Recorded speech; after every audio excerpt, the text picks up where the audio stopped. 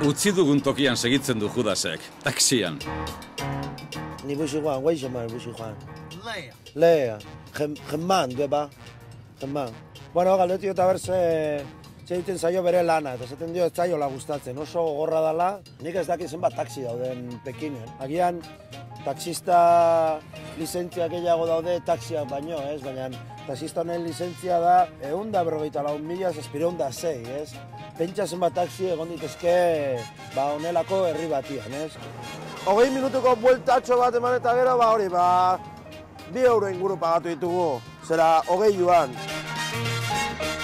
Beijingo garraio bide garestiena izango da egian, baina ez du zerikusirik niri hemen kobratzen dizkidaten prezioekin, Tiananmen plaza ospetsura eramango duen ibilbidea egiten segitzen du Judasek, Su Olimpikoa ikusteko helburuarekin. Orain garraio bide seguren hartuko dugu eta atazko hori gabekoa, metrora goaz. Auto pilaketarik ez da izango, baina jende pilaketa bai franko. Egunero milaka eta milaka pertsonak alde batetik bestera ahalik eta azkarren garraiatzeko aukeratzen dute metroa. Orain gutxi arte Beijingo metroak linea gutxi bazituen ere. Joko Olimpikoen atarian gaudelako edo, 7 linea berri jarri dituzte naiz eta oraindik denak martxan ez egon. Bai, galdetu diot, metroa ondo dagoela, baina pixka garestioa dela, ez?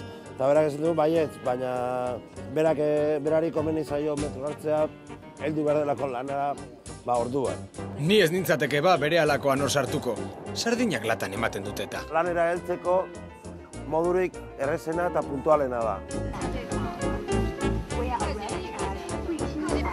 Bai, hala izango da, baina hilaran hainbeste denbora pasa behar baldin bada.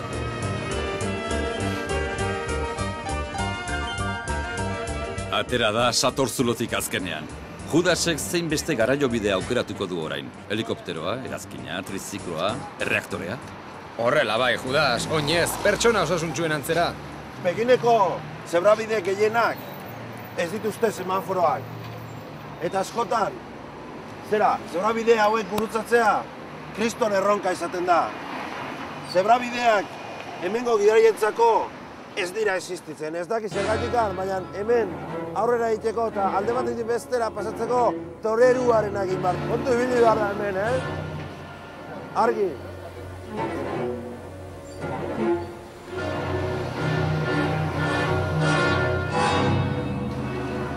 Beijing ez da ez, oinezkoentzat egindako hiria.